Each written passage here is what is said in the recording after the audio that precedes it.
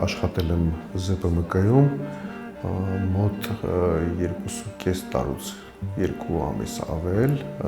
աշխատել եմ հարստացուցիչ ֆաբրիկայում որպես ֆլոտատեր, մինչ այս հայտնի իրադարձությունները, մինչ աշխատանքից հեռացումը։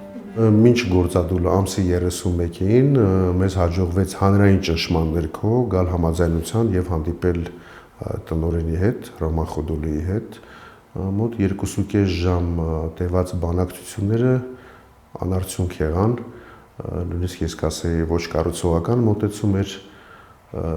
որպեսզի պատկերավոր լինի, Արմիության նախագահան նույնիսկ բանակցային սեղանի շուրջ նստած չէր, այլ նստած էր ինչ-որ մի անկյունում եւ ոչ մի բառ չի արտահայտել։ Մենք փորձել ենք այդ բանակցությունների ընթացքում հիմնավոր կերպով, ռացիոնալ փաստարկներով հիմնավորել մեր պահանջները, որին ի պատասխան ստացել ենք նաև կարելի ասել տեղ-տեղ արհամարհական պատասխաններ, ծաղրական պատասխաններ, եւ վերջին խոսքը Ռոման Խոդոլիին էր եւ նա հայտարարեց, որ եթե ուզում եք կանգնեցնեք, գնացեք կանգնեցրեք։ Եվ բանակցություններից անմիջապես հետո տենց ինքնաբուխ գործադուլը ստացվեց, որոշում կայացվեց, որ մենք ի սկզբանե պլանավորել ենք, որ 2 ժամ ընդամենը պետք է կանգնեցնենք եւ լուրջ քննարկումներից հետո, բայց այդ էմոցիոնալ բանի վրա հախորն տենց ինքնաբուխ գործադուլը ստացվեց։ Մենք հայտարարել էինք, որ մենք սկզբունքներ ունենք չվնասելու սկզբունքը, մենք կառուցողական ենք եւ այդ ունեին նրանք այդ ժամանակը ընդհանուր առմամբ այդ 14 օրը ծանոթմանին չի համարատրվում, որ այդ 14 օրը օգտագործվի բանակցային գործընթացով խնդրին լուծում տալու համար։ Գործադուլը ինքնին արդեն իսկ նշանակում է ճգնաժամ։ Անհրաժեշտ ստորագրահավաքները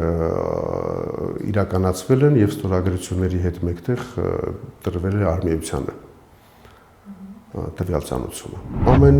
դեպքում, եթե չեմ սխալվում, Հայաստանի նորագույն պատմության մեջ երբևէ այդպիսի գործադուլ օրենքի բոլոր նորմերը եւ կետերը պահպանելով տեղի չի ունեցել, որը հստակ խոսում է եւ օրենսդրական այդ կարգավորումների ոչ կատարելության մասին, այսինքն ես ենթադրում եմ, որ օրենքը ուղղակի փոխարվել է զարգացած երկրներից որևէ մեկից, ենթադրում եմ, որ Ֆրանսիայից, բայց այն չի տեղայնացվել եւ ցավոք սրտի մենք մեր հասարակությունը եւ գործատուները չունեն դեռևս այն իրավագիտակցությունը եւ այդ մշակույթը, որպեսզի այդ օրենքը գործարկվի։ Առաջին հերթին դա Արմիության ինստիտուտի, կայացած չլինելն է, որը ունի օբյեկտիվ եւ սուբյեկտիվ պատճառներ։ Օբյեկտիվներից կարող եմ նշել, որ տարիներ շարունակ սովետական միության տարիներին Արմիությունը եղել է ընդամենը մի հատ կառավարման մեխանիզմի մի կցորդ եւ նրան պատվիրակվել են ինչ-որ սոցիալական հարցեր, չգիտեմ,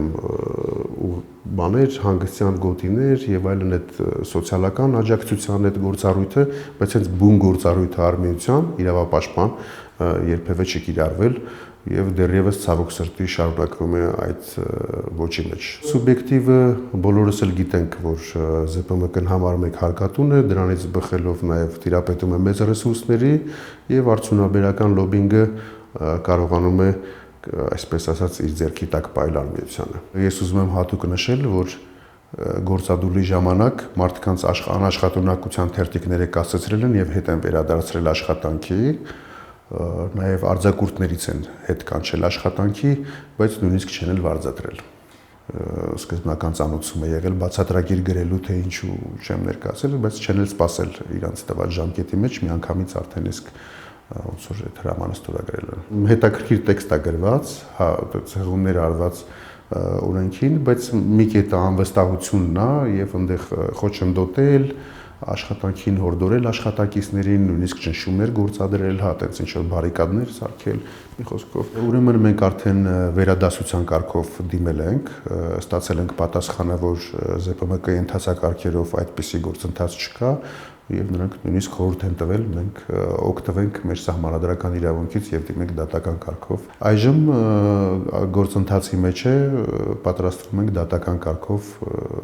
վերականգնվել աշխատանքի։ Կարծում եմ, որ երևի թե այստեղ միակ գործիքը, որով որ աշխատավորները կարող են պաշտպանել իրենց, եւ հասնել իրենց իրավունքների պաշտպանությանը, դա արմիությունն է։ Այսինքն այստեղի օբյեկտիվ անհրաժեշտություն է առաջանում արմիության ինստիտուտի առողջացմանը, որով որ մենք եւ զբաղվում ենք եւ դա լինելու է մեր օրակարգը, սոցիալական արդարության վերականգնումը Հայաստանի Հանրապետությունում աշխատավորները պետք է լինեն պաշտպանված եւ գնահատված։ Այսինքն երբ է սկսում մարդը իր իրավունքները պաշտպանել, երբ որ ինքը գիտի իր իրավունքները։ Այստեղ իրազեկվածության խնդիրը մենք նաև հիմա սխալների վերլուծություն ենք անում, թե որոնք են մեր բաց կողմերը, որպեսզի աշխատանք տանենք այդ ուղղությամբ, համար առաջինը դա իրազեկվածությունը եւ կրթվածության, իրավագիտակցության ցածր մակարդակն է։